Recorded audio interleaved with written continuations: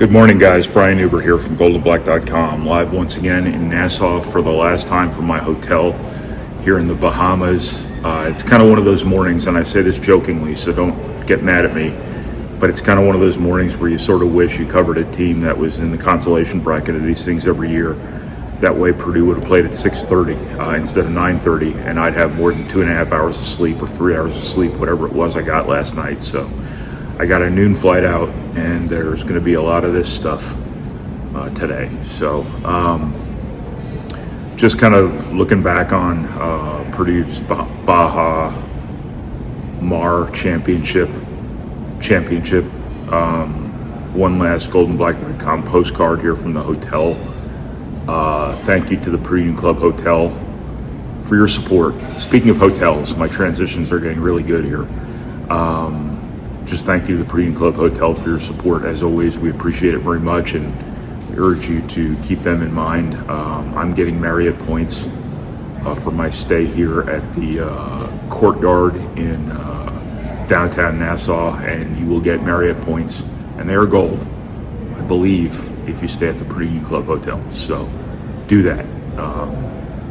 So Purdue, obviously, its fifth multi-team event championship in as many years, really a remarkable run that even predates Braden Smith, Trakoff, Moran, and Fletcher Lawyer, and just a pretty remarkable superlative for a pretty remarkable collective career for those guys, that they will leave Purdue having not lost an MTE game. They are Feast Week unbeaten. I think this counts as Feast Week. I'm not really sure. I've never seen actual specific, well-defined parameters for what we can call Feast Week, but I call it Thanksgiving season too. So Feast Week, Thanksgiving season, whatever you want to call it.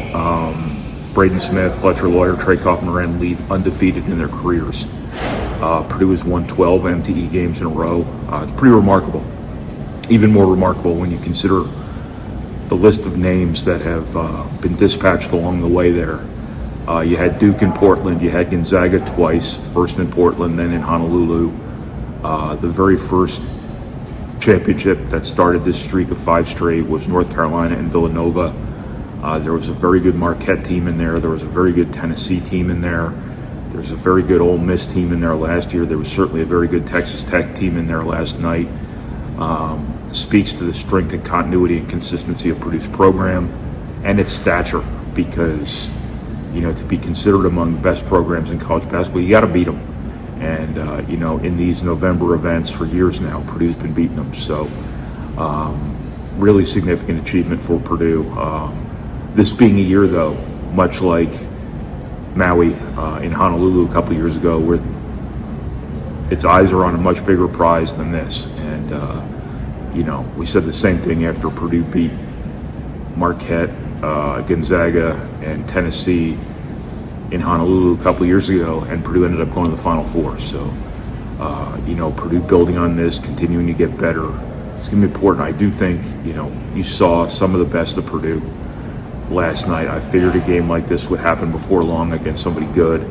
But I still think there's a little bit more there as the pieces keep falling into place, the roles keep getting defined, the newcomers keep settling in, things like that. So Eastern Illinois on Friday is Purdue's next game, so there's a couple of days off. I think this is the time of year too where Matt Painter covets practice time, so gaps between games are really, really valuable for him. He really wants to sharpen or hunker down, I'm trying to think of the right word, on basics, and improvement typically comes from that too. So where Purdue is right now, 6-0, clearly number one in the country, for insofar as that matters this time of year. And I still think there's a little bit of upside here still to be realized. I think Purdue's doing a nice job defensively executing game plans. I think they're great offensively, and Purdue's in a good spot right now, but I think it's still possible that the best is yet to come here. So after Purdue beat Texas Tech by 30, that's a pretty bold statement. So that's what I got here from this GoldandBlack.com postcard. One last one from the hotel here in Nassau. I'll be in airports throughout the day, so I'll probably check back in for Miami again. I will not be getting one of those microwavable Cubans again. So thank you, everybody, and thank you to the Purdue Club Hotel for your support. We appreciate it. Bye now.